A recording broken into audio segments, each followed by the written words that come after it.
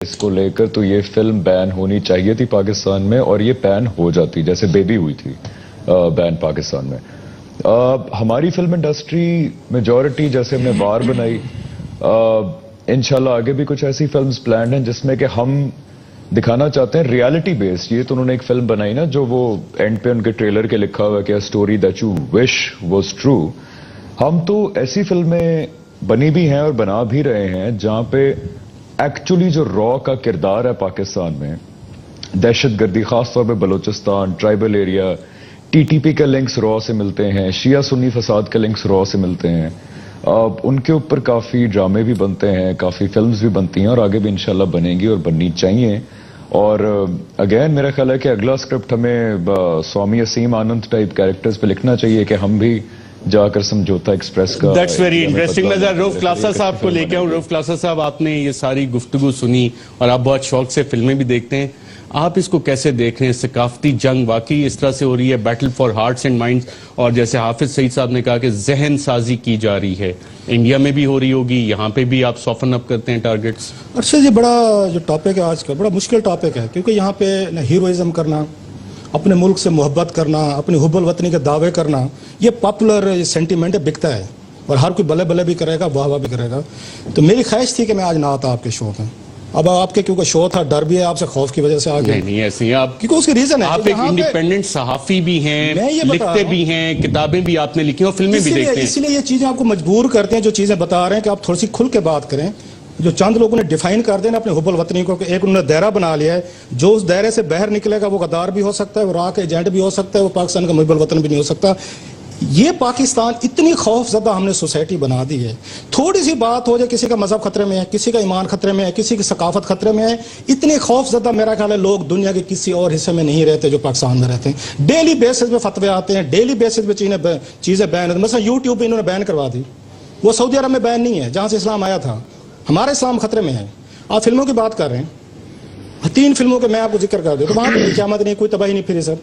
आपको white house don, जरा उस फिल्म को देख लें, उसके बाद ओलंपिस हैज फॉलन सर, आप उसको देख लें। नॉर्थ कोरियन जो टेररिस्ट हैं व्हाइट हाउस पे बम्बार्डमेंट करके पूरे व्हाइट हाउस पे कब्जा भी करते हैं, अमेरिकन प्रेसिडेंट को यरगमाल बनाते हैं और पूरी कैबिनेट को मारते हैं, और ये पूरा सिनेमा में दिखाया गया। आपकी मिशन इंपॉसिबल टॉम क्रूज की है, जरा उसको उठा के देखें। उसमें उन्होंने वहां पे ब्रिटेन के प्राइम मिनिस्टर को अगवा करके मारने का मनसूबा बनाते हैं, उनका अपना इंटेलिजेंस चीफ।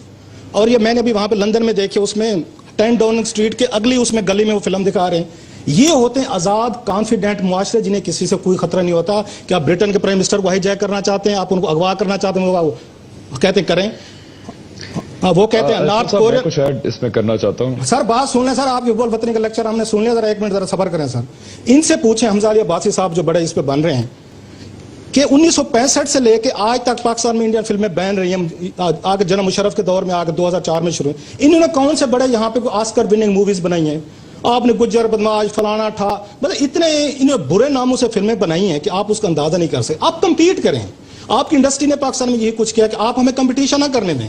आप और मैं ये चले जाएं कि हम और अर्शद शरीफ जो है वो बैठ के यहाँ पे सिर्फ प्रोग्राम करेंगे, हमारे मुकाबले में और कोई प्रोग्राम करें आगे नहीं करेंगे। इनको शुक्र करना चाहिए कि आपकी इंडियन मूवीज आई हैं, इन्होंने आपको मौका फराहम किया कि आप उनके साथ कंपीट करें, आप उनके साथ बेहतर चीजें लेके। और बैन करना किसी मसले का हाल नहीं है। आपके रशियंस, आप रशियन से ज्यादा क्लोज सोसाइटी नहीं थे, उन्होंने 75 साल अपनी कौम को बैन करके रखा कि हमको हॉलीवुड नहीं आने देंगे, हम कैपिटलिज्म नहीं आने देंगे, फलां नहीं आने। उसके बाद क्या, रशिया 10 हिस्सों में तकसीम हुआ। सो मेरा इनसे ये है थोड़ी सी लास्टली, ये कल्चरल वाल।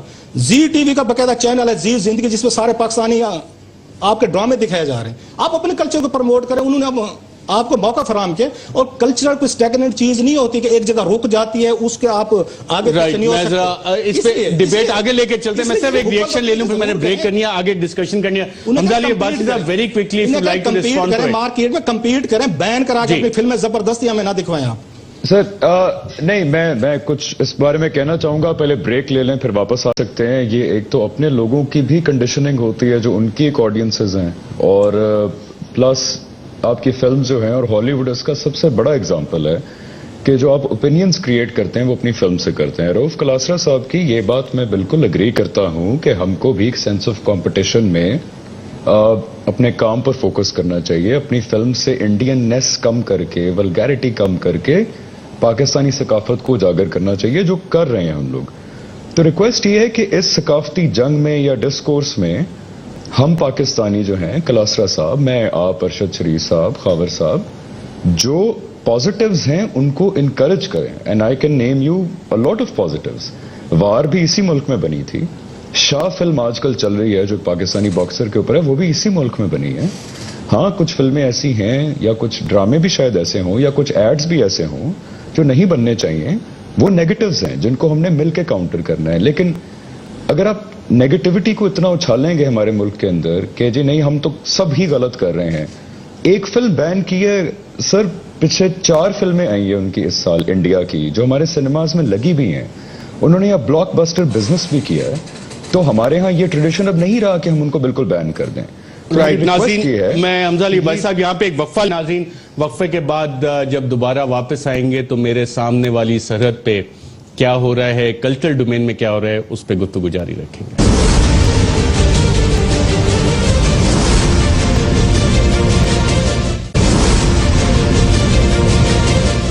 वेलकम बैक नाज़रीन. हम बात कर रहे हैं सकाफती जंग और सकाफती डोमेन में क्रिएटिविटी की, क्रिएटिव डिस्कोर्स की.